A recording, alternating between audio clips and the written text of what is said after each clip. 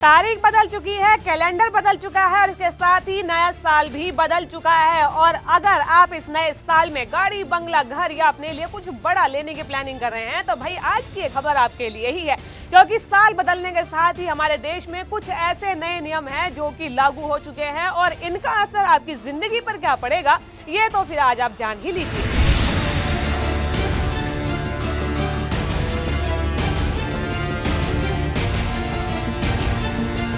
आज यानी कि 1 जनवरी 2025 से कई बड़े नियमों में बदलाव हुए हैं और साल शुरू होने के साथ ही जरूरी है कि आप इन बदलावों के बारे में जान लीजिए। आज से अलग अलग सेक्टर जैसे कि ऑटोमेटिव फाइनेंस और डिजिटल पेमेंट्स में कुछ नए नियम लागू हो चुके हैं और इन नियमों का असर जो आपकी जिंदगी पर पड़ने वाला है आइए आपको बता ही देते हैं। आज से महंगी हो गई है कारें।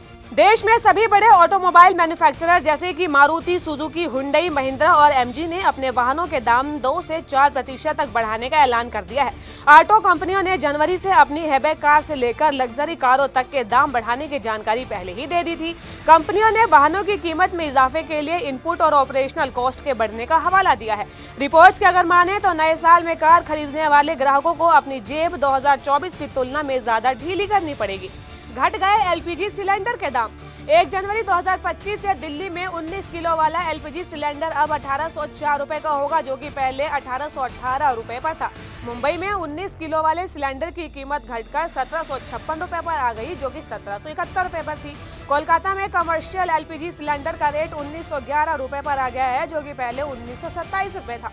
चेन्नई में कमर्शियल एलपीजी के लिए 1966 रुपए देने होंगे, जिसके लिए पहले 1980 रुपए देने होते थे। बदल गए यूपीआई के नियम। रिजर्व बैंक ऑफ इंडिया यानी कि आरबीआई के द्वारा फीचर फोन से ऑनलाइन पेमेंट की सुविधा देने के लिए यूपीआई 123 पे की शुरुआत की थी। इसकी ट्रांजैक्शन लिमिट को बढ़ाने का फैसला लिया गया है, जो कि 1 जनवरी 2025 से लागू हो सकता है। यूजर्स अब 10,000 रुपए तक की रकम का ऑनलाइन पेमेंट कर पाएंगे, जो कि 5,000 रुपए तक ही थी। किसानों को बिना गारंटी का 2 लाख का लोन। 1 जनवरी 2025 से जो अगला बदलाव होने जा रहा है वो किसानों से जुड़ा हुआ है। साल के पहले दिन आरबीआई के द्वारा किसानों को बिना गारंटी 2 लाख रुपए तक का लोन मिलेगा। बीते दिनों आरबीआई ने किसानों के लिए बिना गारंटी लोन की लिमिट में इजाफा करने का ऐलान किया था, जिसके चलते अब उन्हें 1.6 लाख रुपए का नहीं बल्कि 2 लाख रुपए तक का लोन मिल पाएगा। शेयर मार्केट की मंथली एक्सपायरी में भी बदलाव।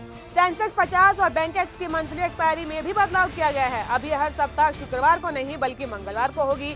वहीं तिमाही और छमाही कॉन्ट्रैक्ट्स की एक्सपायरी आखिरी मंगलवार को होगी। दूसरी ओर एनएसई इंडेक्स ने निफ्टी 50 मंथली कॉन्ट्रैक्ट के लिए गुरुवार का दिन तय कर दिया है। सख्त हो गए जीएसटी के नियम।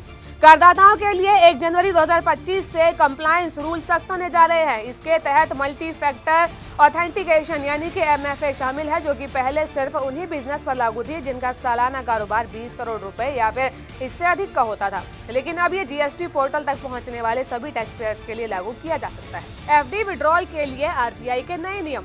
भारतीय रिजर्व बैंक ने गैर बैंकिंग वित्तीय कंपनियों और हाउसिंग फाइनेंस फर्म के लिए फिक्स डिपॉजिट नियमों में बदलाव किया है। डिपॉजिटर्स छोटी जमा राशियों की पूरी राशि जमा करने के लिए 3 महीने के भीतर बिना किसी ब्याज के निकाल सकते हैं।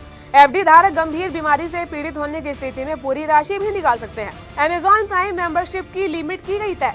अमेजॉन प्राइम की मेंबरशिप में भी 1 जनवरी से बदलाव होने जा रहा है। अब एक प्राइम अकाउंट से केवल 2 टीवी पर ही प्राइम वीडियो देख सकेंगे।